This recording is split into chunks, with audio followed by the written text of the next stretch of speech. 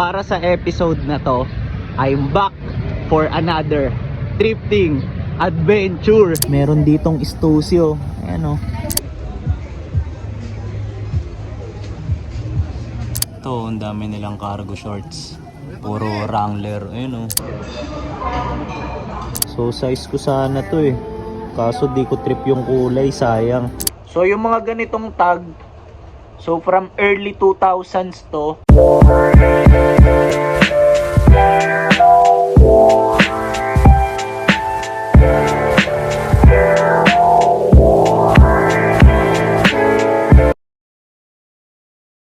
Yo, good day sa inyong lahat. So para sa episode na to, I'm back for another thrifting adventure. So tara, let's go. Then bago ako mag-start, samahan nyo muna ako. Magpapa-cash out lang ako and magpapa-ship ng isang item. So tara, let's go.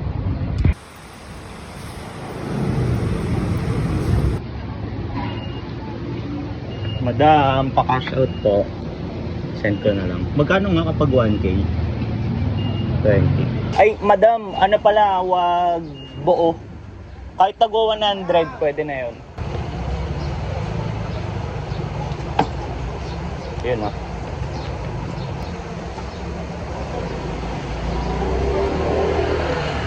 Thank you. Gamit ko pala ngayon tong isa sa mga favorite pairs ko, which is yung 1996 vintage Nike ACG pair.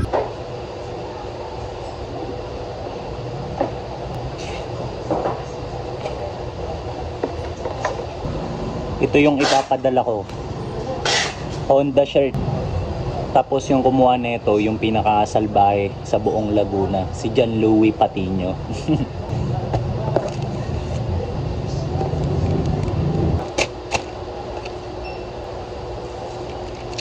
Okay na for shipping tong item. So start na tayo sa hunting. Let's go.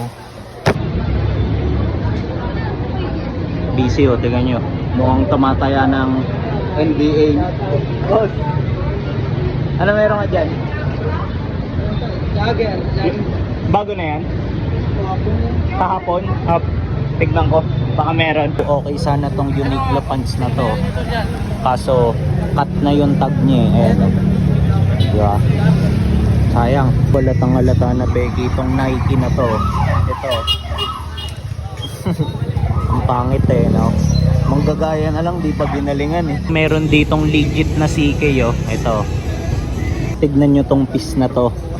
So gusto ko lang siyang i-showcase kasi ngayon lang ako naka-encounter ng ganito eh. So ito yung brand nyo, Dunlop na pants, di ba?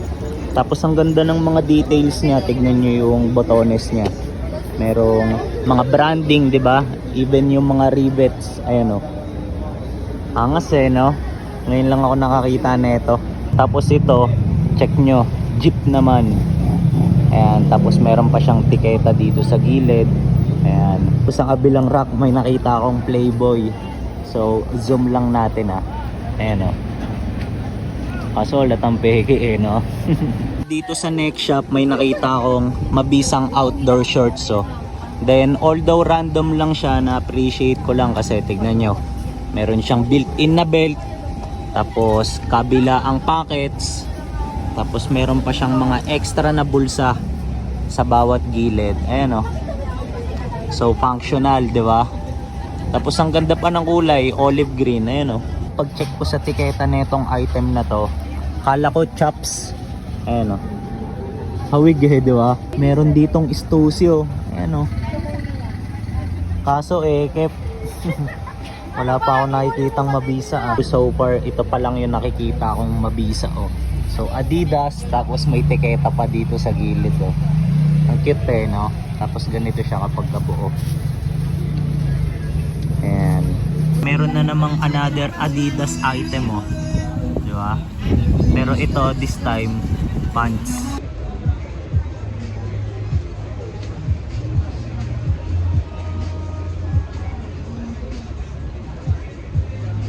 Meron na naman peking Stussy dito oh.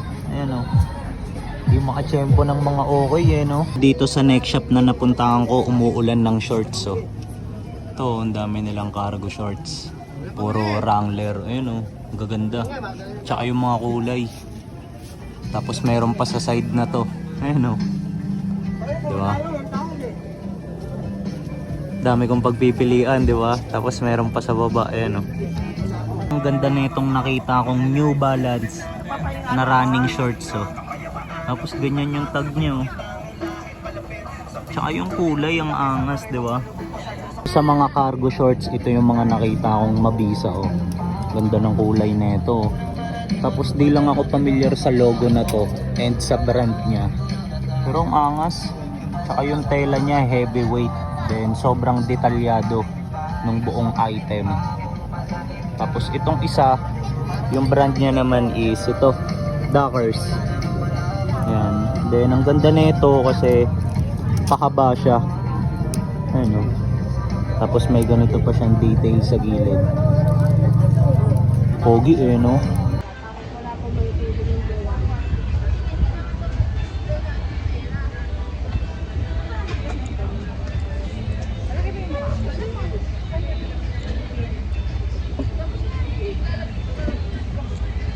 Tignan nyo yung design na itong isang shirt na nakita ko sa next shop. So ayan oh, I put ketchup on my ketchup. So naalala ko tuloy yung tropa ko, si Vision Vulture. Kasi napakalakas niya mag ketchup eh. Tapos pre, pag napanood mo to, ito favorite mo pa to, Heinz. Ayan oh, ginagawa niyan sabaw yung ketchup eh. Ganda sana na itong piece na to. Ayan, Adidas na pang E above. Tapos ganito yung tag nyo. Ayan. So pwede sana to pang resell. Kaso meron siyang mga yellow stains na hindi ko alam kung washable pa eh. Ayan. Pero ang ganda sana overall, diba? Tignan nyo tong nakita kong random shirt. So gusto ko lang i-share kasi naangasan ako sa kanya eh. Tignan nyo yung nakalagay, Bronx Basketball. Tapos ang ganda ng print tsaka kulay, di ba? Ayan oh. Tapos isa pa, first time lang din kasi ako nakakita ng ganitong tag. Ayan, East Bay. Hard tag pa eh, no? Ganda. Then syempre, ang Bronx nasa New York and ang New York nasa East Side, di ba? Kaya siguro local brand sa kanila to dun. Di ko sure ah. Then yung isa pa sa na-appreciate ko sa piece na to, so tignan nyo yung back hit nya. Merong design sa likod and ang nakalagay, ayan o, My House, My Rules. Angas eh no? Same dun sa East Bay kanina. So first time ko lang din maka-encounter ng ganitong tag. So ito yung name ng brand, Dodger. Update lang. So although puro random lang yun napapakita ko, kahit papano nakailang items na rin ako. Parang 3 or 4, mga ganon. Then ngayon lilipat na ako sa kabilang shop. So samahan nyo pa rin ako para alam nyo yun, check natin kung madadagdagan pa ba yung mga items na meron na ako ngayon. So tara, let's go! Dito sa next shop, ito yung ilan sa mga nakita kong mabisa oh. So una to, ang tag nya is ito, Gildan. Then blank lang talaga siya, plain lang, pero nagandaan lang ako sa kulay niya. Ayan o, choco brown, kaya gusto ko siyang i-showcase. Tapos yung next piece, ito, ang tag niya is Fox. Ito, hindi ako familiar dito. Then yung design niya, ayan o, with T, diba? Amsterdam. So pakita natin ng maayos, o, diba? Tapos yung next item, so with T siya ulit. Tapos tignan nyo naman, para siyang Adidas logo, pero kapag ka nilapitan mo, ang nakalagay is ayan o, cannabis. Tapos smoke, ayan o, diba? Tapos yung tag pala nito, ito, Gildan din na ultra cotton. Ayan, same dun sa nauna. Tapos itong next, so para siyang The Habitat. Tignan nyo yung design, pakita ko ng maayos. Ayan o, diba? Pero yung tag neto, chinek ko na kanina, printed lang eh. Ayan. Tapos itong next item, so vintage shirt siya na RT yung bagsakan. Then ganito yung design niya kapag ka buo. Pero yung tela niya polycotton lang. Ayan. Hindi pa nadadagdagan yung mga items natin. Tapos ang naiisip ko ngayon, kakain na muna ako kasi lunchtime na eh. And inabutan na rin ako ng gutom. Then after kong umepti, tsaka tayo babalik sa paghahunt. Okay? Tapos update ko na lang kayo once nandun na ako sa food tripan. Kasi tinitipid ko rin yung battery netong phone eh. So samahan nyo pa rin ako. Tara, let's go! Yo, ready na ang ating FT. So meron tayo dito ngayon no, mainit na sabaw. Usok pa eh no. Tapos ketchup na medyo naparami ata yung lagay nila. So sila naglagay niya na, hindi ako. Baka sabihin nyo ako yung mahilig sa ketchup and hindi si Vision Vulture eh. Tapos meron tayo ditong syempre itlog, pang protein, and ito mga pambalanse, 'di ba? Ayan, juicy oh. Lata eh. Lahat sila. Tapos tapa. So ito yung in-order ko last time eh, and nasarapan ako kaya dito ulit ako kumain. Tapos ito pala, meron lang tayong tubig, 'di ba? Kasi pack soft drinks. So kain tayo. Let's go.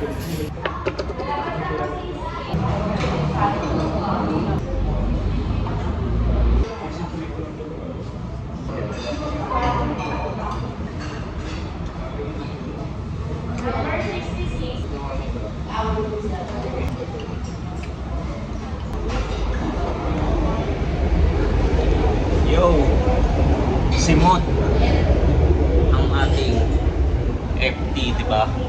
So after ko magpahinga, medyo papababa lang ako, tsaka ako babalik sa paghahunt, okay? So update ko na lang kayo mamaya once nandun na ako sa next spot. So sarap, parang nasa dulo pa ng dila yung mga lasa ng kinain ko. Solid. So thanks tayo maya. Let's go. Tignan nyo yung bumungad sa akin dito sa next shop. So Nike ACG. Tapos ito yung logo niya. Nasa gilid. So size ko sana to eh. Kaso di ko trip yung kulay, sayang. Meron na namang another ACG pero ito. Tapos di ko na naman trip yung kulay. Ang angas oh. Polo na RL. Tapos sobrang simple lang ng itsura niya. Ganyan lang oh. Pakita ko lang din sa inyo tong shirt na to. Kasi pumusta ako dito sa team na to noong 2014 eh.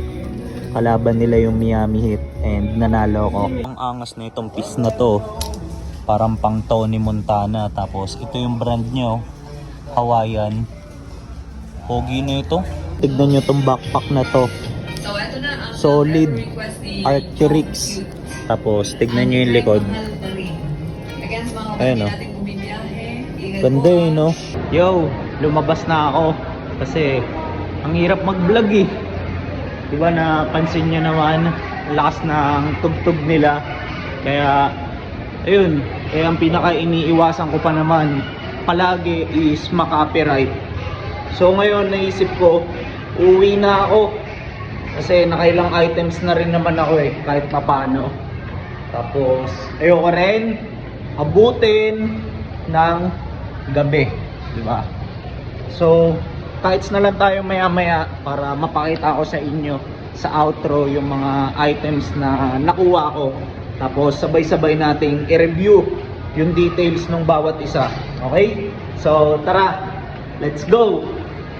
Yo, so ito, nakauwi na ako din. Kakatapos ko lang maligo. So check nyo muna yung outfit ko ngayong pang outro natin, di ba? Bago ko ipakita yung mga items na nakuha ko for this episode.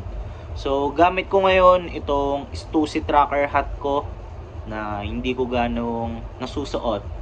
Tapos gamit ko rin itong Pro Club na nakuha ko from my previous episode dun sa latest. So medyo pitch siya sa akin, 'di ba? Pero safe lang Ayan, kasi pambahay ko lang naman trip gamitin to eh. Tapos, going back pala para sa mga nakuha kong items. So, naka-anim tayo for this video.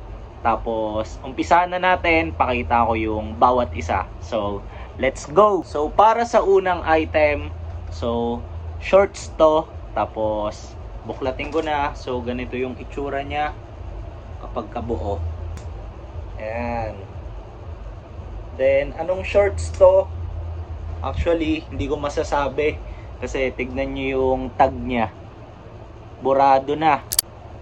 Naka-dual tag siya. Pero parehas, wala na yung mga info. Kaya, yan. Ang masasabi ko na lang is outdoor shorts. Ito, kinuha ko siya kasi bukod sa mura, so natuwa lang ako kasi functional siya eh. So ang dami niyang bulsa. So ayan, meron siya ng mga usual dito, 'di ba? Kabilaan. Tapos meron din siyang cargo pockets dito sa dalawang gilid niya. Ayan o. Tapos di ganyan pa, di velcro. Sobrang kumbaga technical tignan para sa akin. Tapos dito rin sa kabila, ayan. Tapos meron pang cute na bulsa dito. O, di ba? So, pwede kang maglagay ng kahit anong gamit, kahit marami, di ba?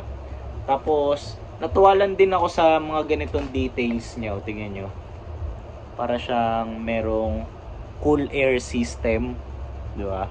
Ewan ko kung tama yung term ko ah. Pero parang yung sa mga sando dati, yung butas-butas na ganito. So, most likely, siguro kapag kagamit mo to, press ko siya. Kasi may mga ganyan siya sa iba't ibang parte. Ayan o. Di ba? Para siyang yun sa mga board shorts. Ipi-PSG ko pala to. Ayan. Tapos, sa likod niya, meron din siyang mga pockets. Para naman, sa ating second item, so ito, pambaba ulit.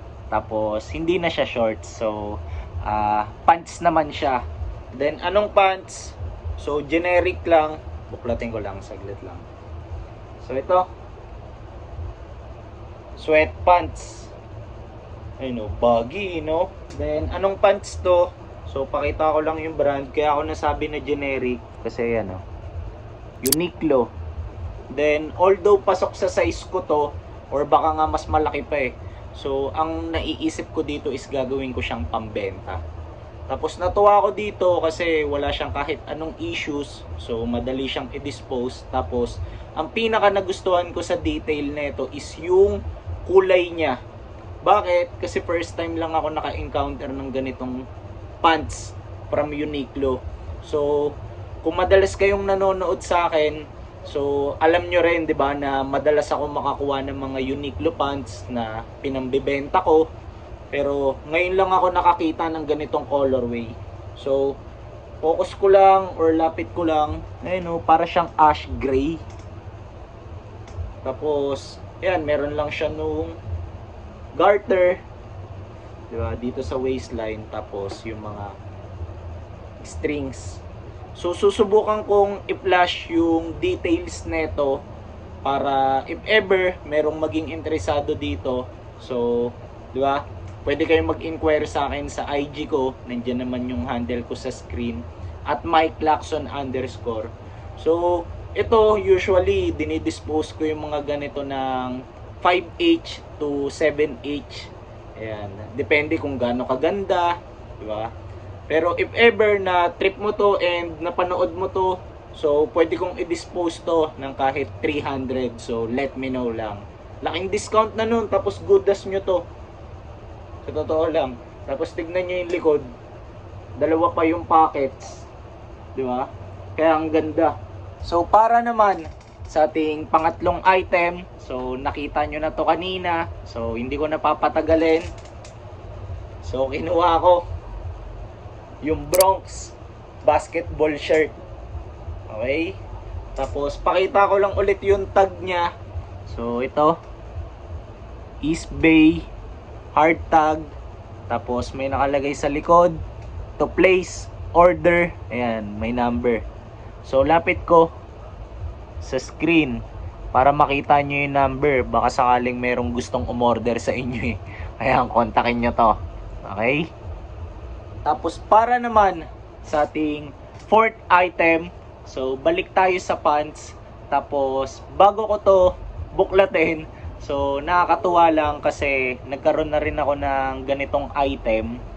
Tapos yung item na yon, kumbaga wala na sa akin ngayon kasi na-dispose ko siya dun sa garage sale na sinalihan namin ni Vision Vulture parang a month ago. Buklatin ko na rin tong item. Ayan. So, Dickies pants. Wait lang, medyo mahaba pala to. Tapos, ganito yung tag niya sa likod, oh. Ulit no? So, kung familiar kayo sa Dickies 874, so, for sure, familiar din kayo dito sa ganitong tag nila. Pero, ang kagandahan, tignan nyo, kakaiba siya kasi may nakalagay na skateboarding. Tapos, yung ibang details nito, tignan nyo yung butones niya. Meron pang branding ng Dickies. Ayun, oh. Diba? Then, para naman sa ating fifth item, so, ito, most likely, nakita na ng iba sa inyo to. Lalo na yung mga tao na, kumbaga, nakafollow sa akin sa IG. Kasi, na-story ko na to eh. So, ito, kinuha ko lang sa bossing ko na madalas kong nadadaanan dito sa amin. Tapos, pakita ko sa inyo yung piece. So, buklatin ko na. Ito. Fruit of the Loom na Microsoft shirt. Okay? Tapos, pagdating sa details na ito, so wala na siyang back hit. Ayan. Tapos, yung tag niya, so ganito. Fruit of the Loom na heavy cotton. Tapos, naka-dual tag siya. Ayan o. So, yung mga ganitong tag, so, from early 2000s to. Tapos, pagdating sa print niya, sobrang na-appreciate ko yung print nito kasi walang kabasag-basag. Tingnan nyo.